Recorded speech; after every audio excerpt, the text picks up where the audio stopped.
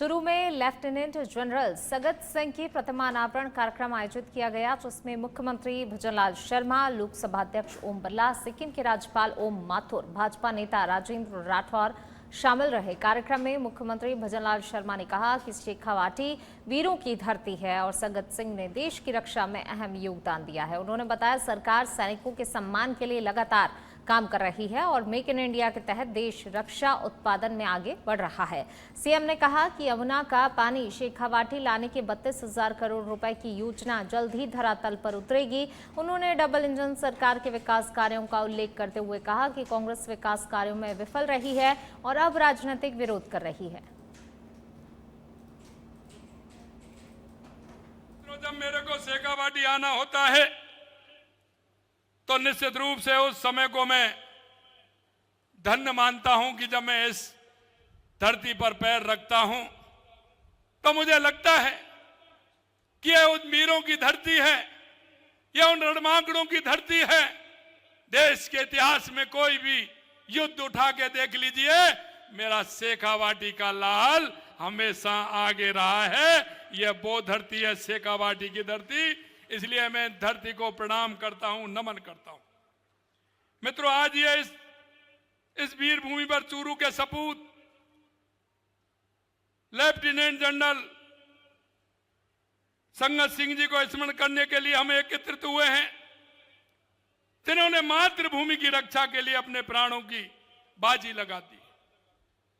अगर आप देखेंगे, क्योंकि पहले 47 से पहले बीकानेर रियासत में चूरू था, यहां जाकर के वो सेना में भर्ती हुए और उन्होंने जिस तरह से हर युद्ध में भाग लेते हुए सिर्फ मां भारती को अपने प्राणों के लिए उन्होंने न्यौछावर कर दिया।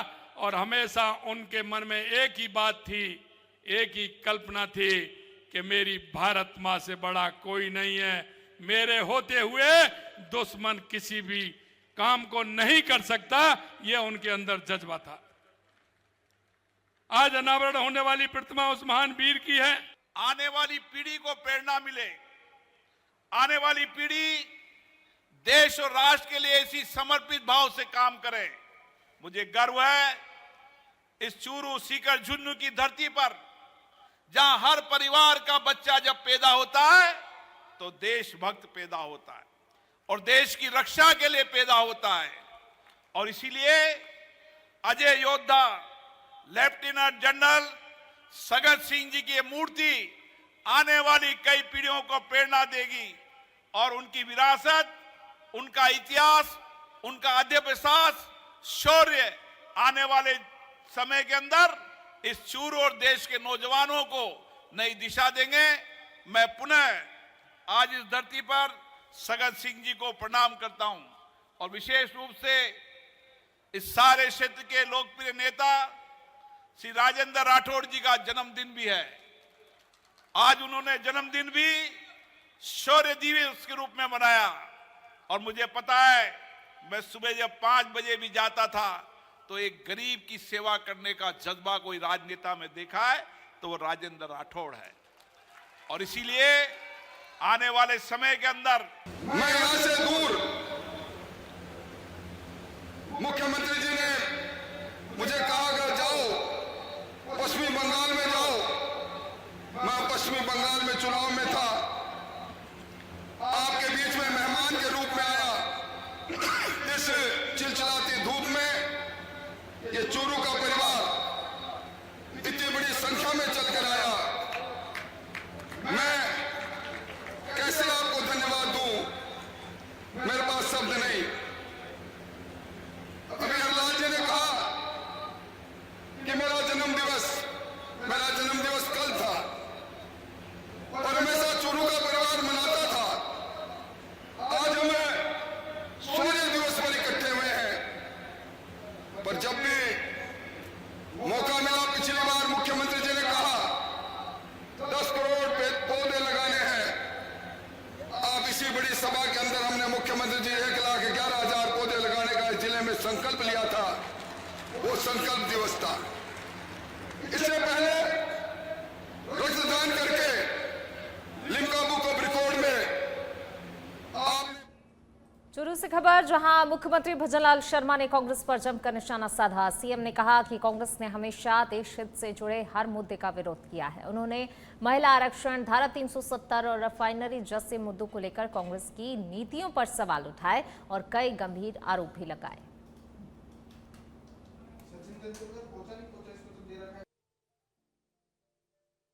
भाई और बहनों, इस कांग्रेस की आदत जिस तरह से रही है, आपने देखा नारी शक्ति बंधन संशोधन अधिनियम आया था, हमारी बहनों को 33% आरक्षण मिलने वाला था, लेकिन कांग्रेस कभी चाहती है क्या? क्योंकि इनको तो विरोध करना होता है। धारा 370 पर इन्होंने विरोध किया। जहां कहीं देश के हित की बात आती है, मां ये विरोध करते हैं, सेना का अपमान करते हैं। मैं आपसे कहना चाहता हूं मेरे भाई और बहनों, ये वही लोग हैं जो हमेशा शेखावाटी के लिए यमुना का सपना दिखाते थे, चुनाव आते थे तो ये झूठ के पुल बनाते थे। ये कांग्रेस के लोग हैं, आपने इनको अच्छी तरह से देखा है। मैं इनसे पूछना चाहता हूं कि इन्होंने रिफाइनरी के नाम पर किस तरह के घोटाले इन्होंने किए थे, जमीनों के सौदा किए थे। धौलपुर से खबर, जहां डीएसटी और सदर थाना पुलिस की जुआ के खिलाफ बड़ी कार्रवाई देखने को मिली। जुआ खेलते हुए 11 जुआरी गिरफ्तार किए गए हैं। आरोपियों से 47,600 रुपए नकद और 5 बाइक बरामद की गई। जुआ अड्डा महेंद्र सिंह के पास जाटौली क्षेत्र में संचालित हो रहा था। डीएसटी के एएसआई प्रेम सिंह और कांस्टेबल गौतम की सूचना पर कार्रवाई की गई है। सदर थाना प्रभारी महेश मीणा के नेतृत्व में पूरी कार्रवाई को अंजाम दिया गया। देखिए, जुआरियों को गिरफ्तार किया गया है, तपिश दी गई और इस दौरान जो है पुलिस की ये बड़ी कार्रवाई देखने को मिली है। डीएसटी सदर थाना पुलिस की जुए के खिलाफ ये बड़ी कार्रवाई है। 11 जुआरी गिरफ्तार किए गए हैं। और अब खबर है श्री गंगानगर से, जहां शिक्षा एवं पंचायती राज मंत्री मदन दिलावर ने जिले का दौरा किया। इस दौरान उन्होंने 3HH और 1DPN सरकारी स्कूलों का औचक निरीक्षण किया।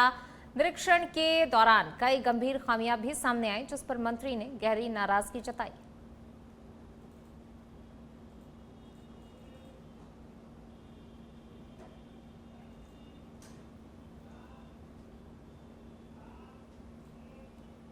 अलवर से जुड़ी एक सनसनीखेज वारदात सामने आई, जिसका कनेक्शन सीधे दिल्ली के चर्चित मर्डर केस से जुड़ता नजर आ रहा है।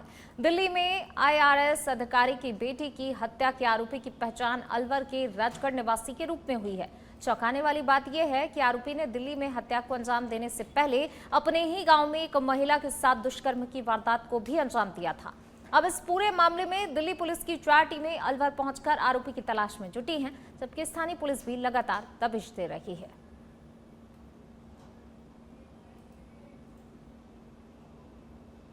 बारह बजे डीसीपी दिल्ली पुलिस की तरफ से हमारे पास में सूचना आई थी कि एक संगीन घटना दिल्ली में कारित हुई, जिसमें कि बच्ची के साथ में रेप और मर्डर की घटना हुई है। उसमें जो आरोपी है वो राजगढ़ का रहने वाला था। इसके अतिरिक्त इसी आरोपी के विरुद्ध हमारे पास में एक और शिकायत प्राप्त हुई, जिस पर हमने प्रकरण दर्ज कर लिया है। डिप्टी एसपी राजगढ़ मनीषा मीणा इसकी तफ्तीश कर रही है। प्रकरण की गंभीरता को देखते हुए हमने स्पेशल टीम का गठन किया है और दिल्ली पुलिस के जो इनपुट हैं उसके बेस पर अभी अब तक हमने 6 लोगों को डिटेन किया है, उनसे पूछताछ की जा रही है और जो भी इनपुट हमारे पास आ रहा है वो हम दिल्ली पुलिस के साथ शेयर कर रहे हैं। दिल्ली पुलिस के जो अधिकारी हैं उनको हम लगातार सहयोग कर रहे हैं। उसके लिए हमारे डीएसटी टीम, स्पेशल टीम और साइबर टीम लगी हुई है और जल्दी ही हम इस आरोपी को गिरफ्तार करेंगे। और यदि कोई भी सहयोग। और अब खबर है सरदार शहर से, जहां उप जिला अस्पताल की बदहाल व्यवस्था मरीजों पर भारी पड़ रही है। अस्पताल में सोनोग्राफी मशीन होने के बावजूद पिछले 2 महीनों से सेवाएं पूरी तरह ठप है। इसका सबसे ज्यादा असर गर्भवती महिलाओं और गरीब मरीजों पर पड़ रहा है, जिन्हें मजबूरी में महंगे निजी लैब्स का सहारा लेना पड़ रहा है। प्रशासनिक प्रक्रियाओं और स्टाफ की कमी के चलते आमजन परेशान है, जबकि जिम्मेदार अधिकारी जल्द व्यवस्था बहाल करने का दावा कर रहे हैं। फरवरी से अपने जो पहले रेडियोलॉजिस्ट थे डॉक्टर मोहताज कुमावत, उनको SRC में सिलेक्शन हो गया था तो चूरू के लिए रिलीव कर दिया। और उसके बाद गवर्नमेंट ने PCPNDT के तहत एक डॉक्टर नियुक्त किए हैं यहाँ, पर अभी तक उनके एग्ज़ाम नहीं हुए हैं। तो एग्ज़ाम होने के बाद जैसे ही उनका रिजल्ट आएगा तो अपने सोनोग्राफी शुरू करवा देंगे।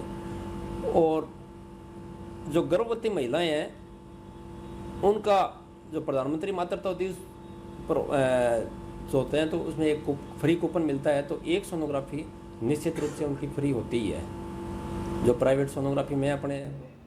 सीकर के श्री माधोपुर में उस वक्त हड़कंप मच गया जब एक सूने नौरे में पेड़ पड़े कचरे और सूखे पौधों में अचानक से आग लग गई। देखते ही देखते आग ने विकराल रूप ले लिया। सूचना मिलते ही फायर ब्रिगेड की टीम मौके पर पहुंची और आग पर काबू पाया। फिलहाल आग लगने के कारणों का पता नहीं चल सका है।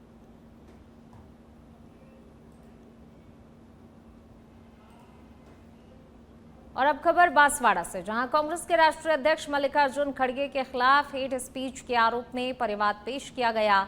कलिंद्रा निवासी एक व्यक्ति ने पुलिस अधीक्षक को शिकायत सौंपते हुए आरोप लगाया। असम में चुनावी सभाओं के दौरान दिए गए बयान आपत्तिजनक और भड़काऊ थे। अब शिकायतकर्ता ने मामले में एफआईआर दर्ज कर कानूनी कार्रवाई की मांग की है।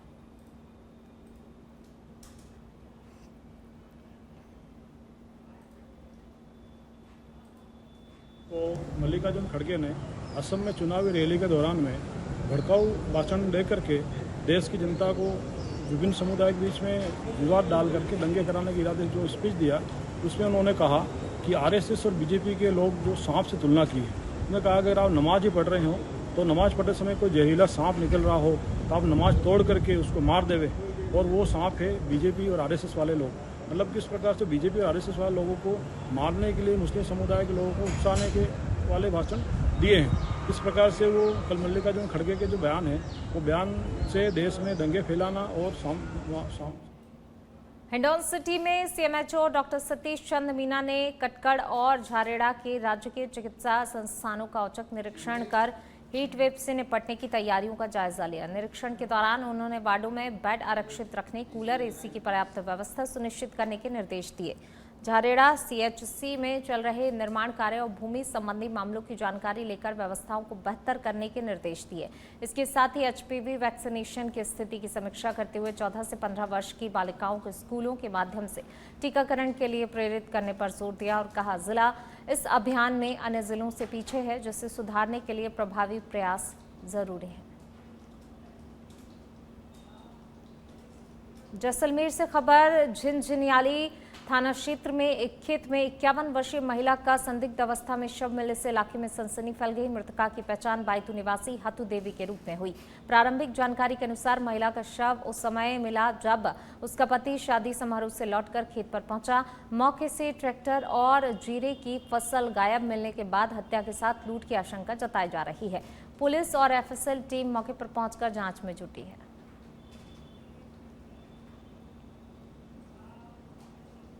सिरोही के पंडवाड़ा से खबर, जहां स्वरूपगंज थाना क्षेत्र के मांडवाड़ा खालसा गांव में अज्ञात कारणों से 2 मकानों में भीषण आग लग गई। आग इतनी जोरदार थी कि उसकी चपेट में आने से मां और बेटी गंभीर रूप से झुलस गईं। दोनों को पहले स्वरूपगंज अस्पताल और बाद में हालत नाजुक होने पर सिरोही रेफर किया। आग में दोनों मकानों का सारा सामान जलकर राख हो गया, जिससे भारी नुकसान की आशंका है।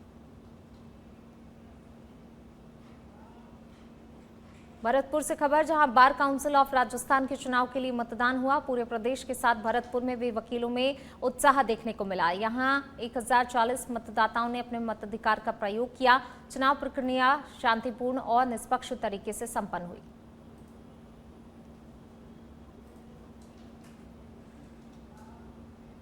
पोखरण से खबर, जहां पति पत्नी के बीच हुए विवाद ने गंभीर रूप ले लिया। झगड़े के दौरान पति ने खुद को चाकू मारकर घायल कर लिया।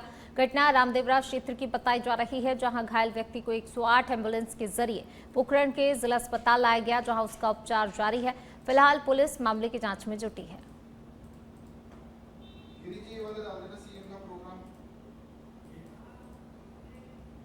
सीकर से खबर, जहां बार काउंसिल ऑफ राजस्थान के चुनाव 2026 के तहत प्रदेश भर में मतदान हुए। इसी क्रम में सीकर जिले के दातारामगढ़ बार एसोसिएशन में भी अधिवक्ताओं ने मतदान किया। इसमें 93.91% मतदान दर्ज कराया गया। एडवोकेट अनिल शर्मा ने बताया, बिना किसी विवाद या तनाव के इतने बड़े स्तर पर मतदान होना न केवल स्थानीय बार एसोसिएशन की सजगता को दर्शाता है, बल्कि यह पूरे प्रदेश के लिए एक प्रेरणादायक उदाहरण भी बनकर सामने आया है। सलूम्बर से खबर है, जहां सुनार माता पहाड़ी और उसकी तलहटी में भीषण आग लगने से इलाके में हड़कंप मच गया। शहर के शनि महाराज मंदिर के पीछे स्थित पहाड़ी क्षेत्र में अचानक आग भड़क उठी, जिससे आसपास के क्षेत्र में अफरा तफरी का माहौल बन गया। सूचना मिलते ही दमकल विभाग की गाड़ियां मौके पर पहुंची और आग पर काबू पाने के प्रयास जारी हैं।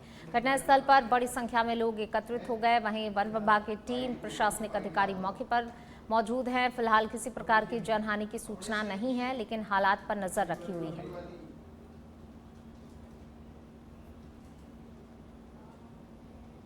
केकड़ी के बघेरा गांव से हज यात्रा पर रवाना होने वाले यात्रियों को बुधवार को भावपूर्ण बधाई दी गई। इस दौरान पूरे गांव में उत्साह और धार्मिक माहौल भी देखने को मिला। मुंशी मोहम्मद, फरीदा बेगम, रमजानी और नूर जहां को मुस्लिम समाज के साथ सर्व समाज के लोगों ने शुभकामनाएं देते हुए विदा किया। जामा मस्जिद से गाजे बाजे के साथ निकला जुलूस सदर बाजार और प्रमुख मार्गों से होकर गुजरा, जहां लोगों ने फूल बरसाकर यात्रियों के सफल सफर की दुआ की। इस आयोजन में हिंदू मुस्लिम एकता की मिसाल भी देखने को मिली। गांव वासियों ने हज यात्रियों के सुरक्षित लौटने की कामना करते हुए उन्हें विदा किया।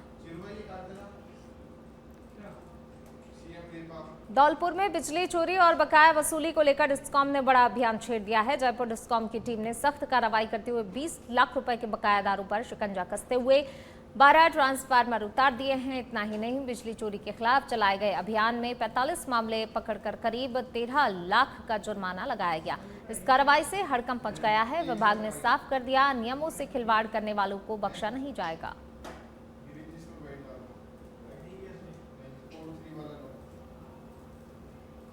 डूंगरपुर से खबर है, जहां ग्रामीण विकास एवं पंचायती राज विभाग में कार्यरत कनिष्ठ तकनीकी सहायक यानी कि जेटीए अब आर पार की लड़ाई के मूड में है। अपनी मांगों को लेकर जेटीए कल से जिला परिषद कार्यालय के बाहर अनिश्चितकालीन धरने पर बैठने जा रहे हैं। इतना ही नहीं, मांगे नहीं मानी गई तो 1 मई को सामूहिक इस्तीफे की चेतावनी भी दे दी गई है, जिससे प्रशासन में हड़कंप मच गया है।